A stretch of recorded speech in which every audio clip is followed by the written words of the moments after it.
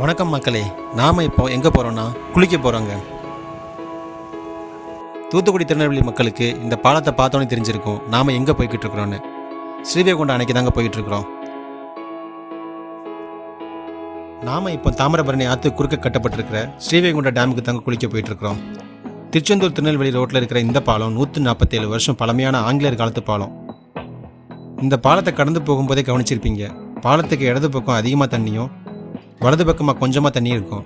இதுக்கு காரணம் இதுக்கு மத்தியில் இருக்கிற தடுப்பணை தாங்க.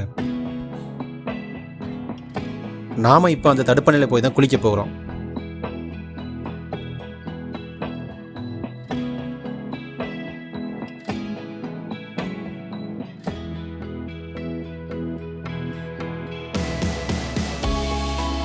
பாலத்தோட வலது பக்கமாக கீழே இறங்கி போனீங்கன்னா தடுப்பணைக்கு போகிற வழி இருக்குது. நான் இப்போ அங்கே தான் இறங்கி நடந்து போயிட்டுருக்கிறேன்.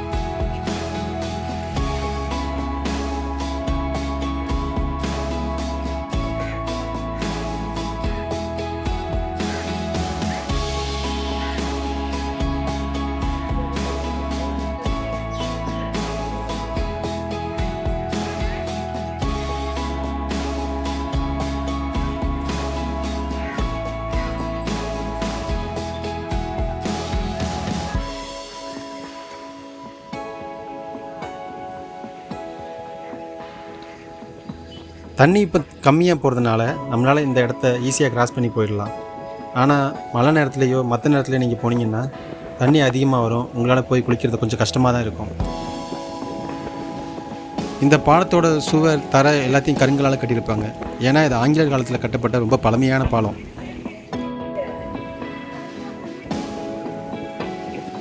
பார்த்துச்சு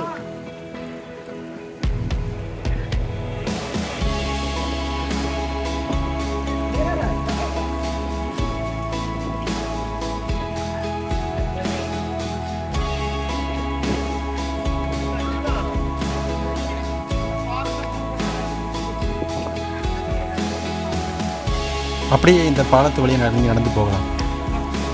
இந்த அணை நம்ம நின்று குளிக்கிற அளவுக்கு தாங்க ஆழமாக இருக்கும். அதனால் நீங்கள் இங்கே ஈஸியாக தாராளமாக குளிச்சுட்டு போகலாம். இவ்வளோ அமைதியாக இருக்கிற இந்த பாலம் தாங்க தூத்துக்குடியில் வெள்ளம் வந்தப்போ பயங்கர தண்ணியோடு போயிட்டு இருந்துச்சு.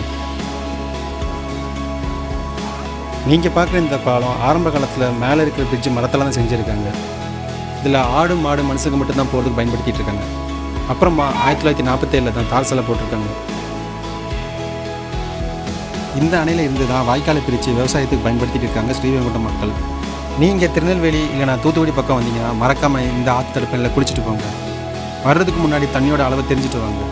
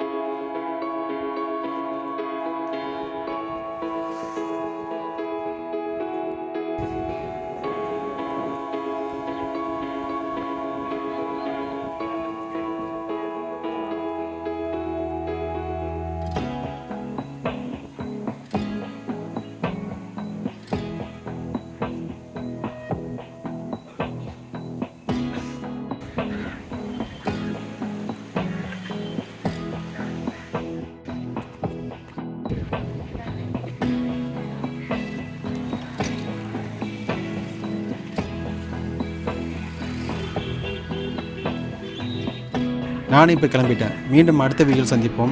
வீடியோ பிடிச்சிருந்தால் லைக் பண்ணுங்கள். மறக்காமல் சேனலை சப்ஸ்கிரைப் பண்ணிட்டு போங்க மக்களே.